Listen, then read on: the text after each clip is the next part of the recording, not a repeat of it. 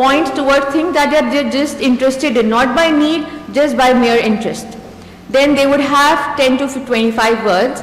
They have a fear of imaginary things, so the imagination is quite vivid and wild. So they may be afraid of many things that we are routinely placed in society. And then they can also describe what others are thinking and feeling. So they can start labeling other people's emotion as well. By 4 years, they would develop a preference towards other kids. They would be able to identify that out of this group, these children are my friends. Then they are able to identify their own emotions. They would start using more words like angry, upset. They are able to learn to play in groups. By 5 years, and at 4 years, we expect them to have adult-like language. They can do experience sharing and all. By 5 years, they would have more than 2,000 words. They can actually tell you the meanings of different words that they are using. They can use sentences completely. They may be able to memorize their phone number or address. That is secondary to how much we expose them to this information, and they are able to answer the why questions. So before that, they were able to answer the WH may what, when, but why questions come up late. So this slide tells you how the vocabulary increases. So by 4 years of life, you see maximum acquisition of word. I forgot to put another slide where there is a nosedive of word acquisition after 6 years of age. So if you are working with children who have had their cochlear implant late, if they have had did not receive speech and language interventions, they might not be learning words after 6. So it would be futile then. Then speech and sound development also has their developmental expectations. So by first 2 years of life, simple sound like pa, ma, ha, wa, na would come.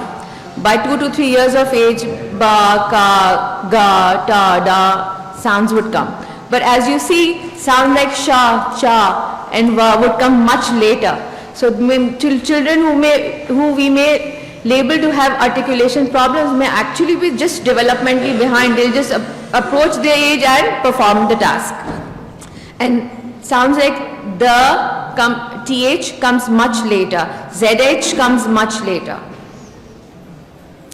So in terms of speech clarity, by 2 years we expect 50% intelligibility, not more than that. By 3 years, 75% intelligibility, and by 4 years, 100% intelligibility. So if a child is not intelligible by 4 years, we should be worried about them.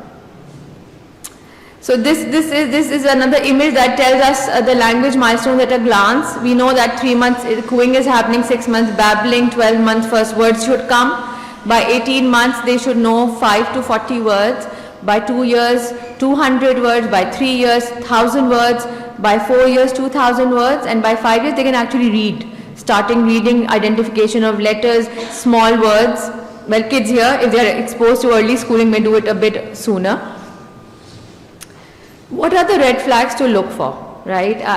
As healthcare professionals, we'll be encountering these children in our practices. So what do we do?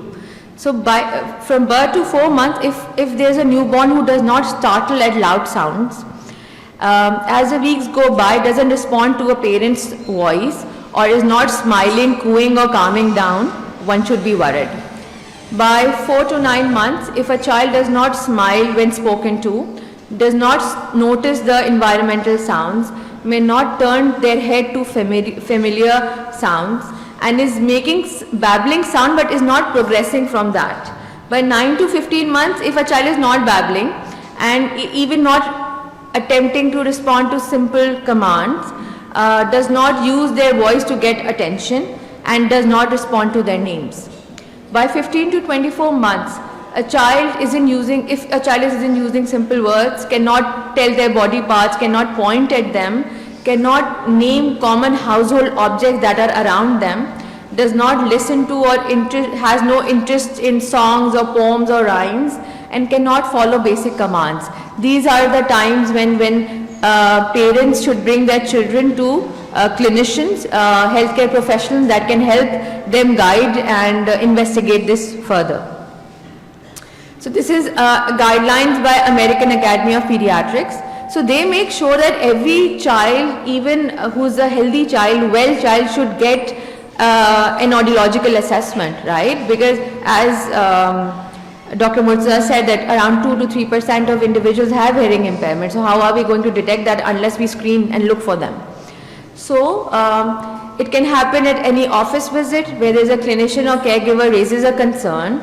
Objective screening, like it could be OAE or autoacoustic emissions. It could, and then if the screen result is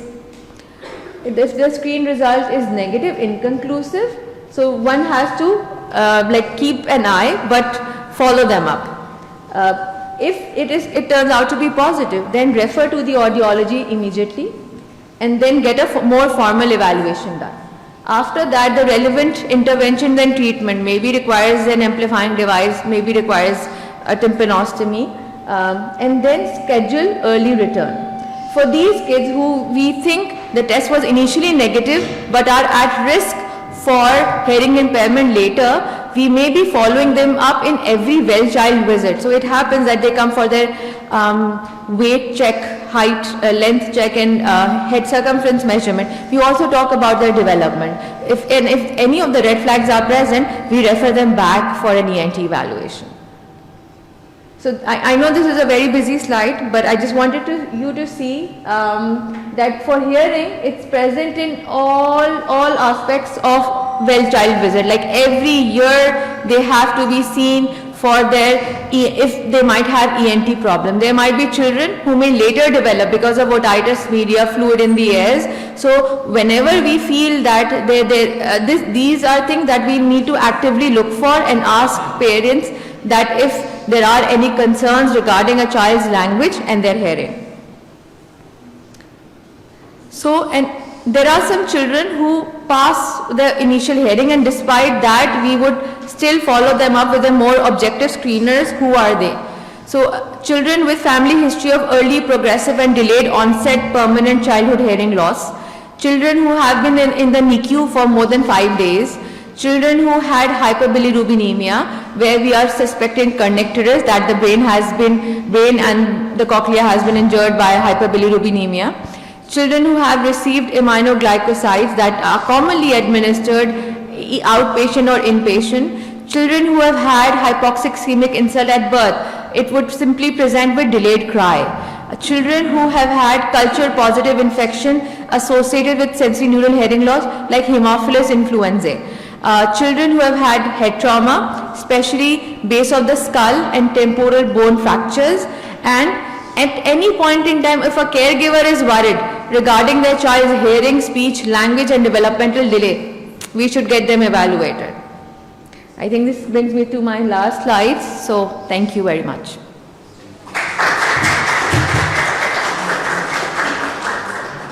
So quick questions hain to please, I'll be happy to answer. Yes.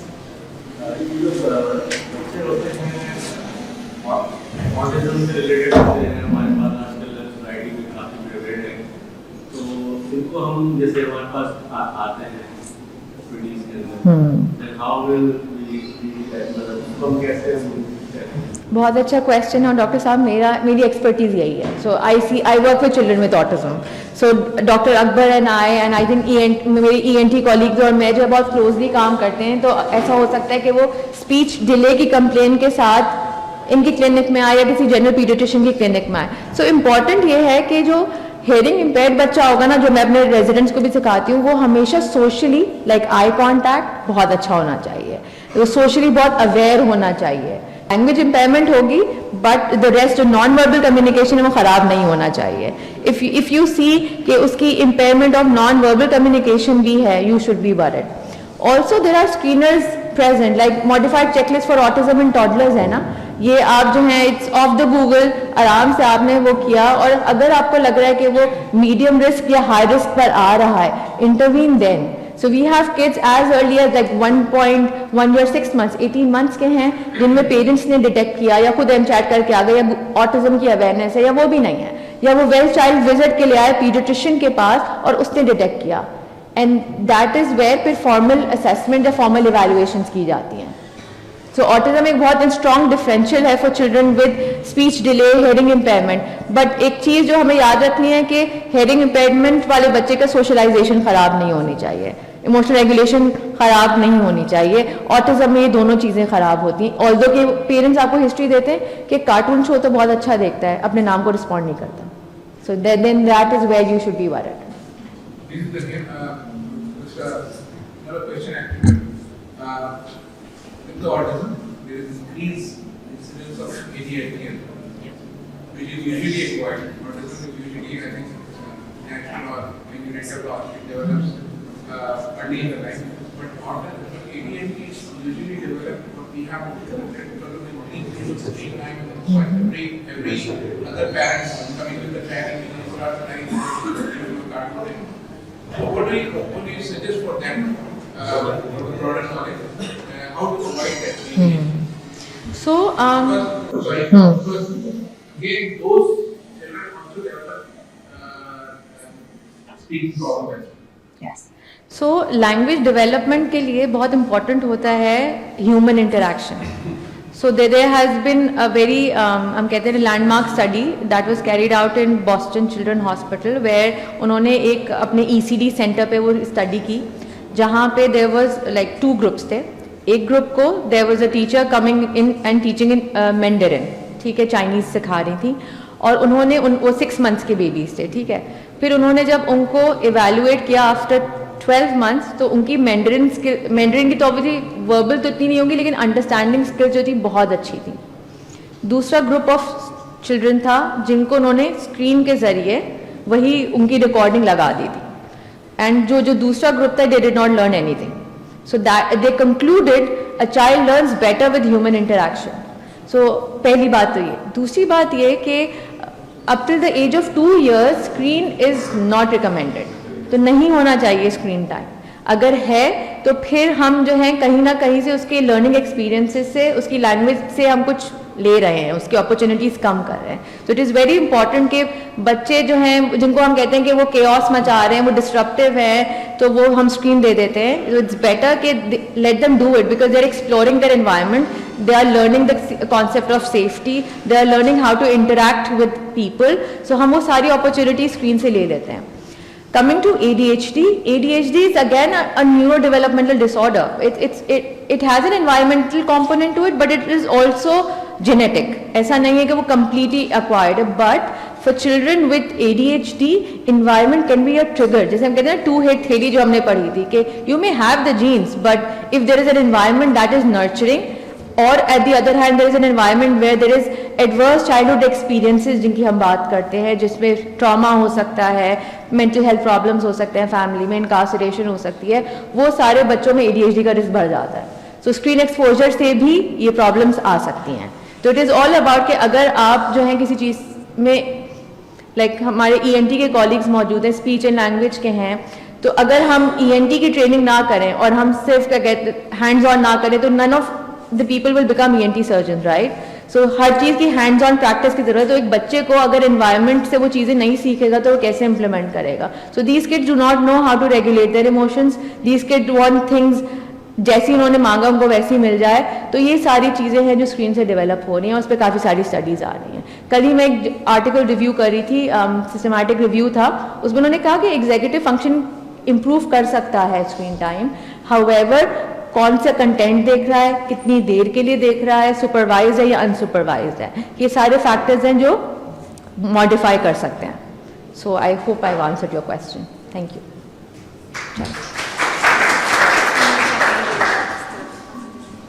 ये बताइए क्या मैं पिछले कुछ ऐसे में देख रहा हूँ या दोनों क्या हो जाए ऑटिज्म के पेशेंट बहुत आ रहे हैं, और क्या ऑटिज्म का इंसिडेंस कुछ बढ़ गया है या अवेयरनेस ज्यादा हो गई है लोगों में? ओके, 1 in 100 हो गया है अकॉर्डिंग टू WHO. 1 in 100. तो पहले कहते थे कि भाई US वगैरह में 1 in 59, 1 in 60 थे. आइसलैंड, अच्छा देखा जा रहा है कि जो मोर डेवलप्ड कंट्रीज हैं जैसे साउथ कोरिया का 1 in 33 है, आइसलैंड का 1 in 30 है. तो I don't know, social opportunities की बात है, स्क्रीन एक्सपोजर है, we don't know at this point. But Pakistan में भी अगर मैं अपनी प्रैक्टिस का कहूँ, that thrives unfortunately on autism. So we have daily like अगर मैं clinics कर रही हूँ, so we would have 6 to 7 new patients being diagnosed with autism.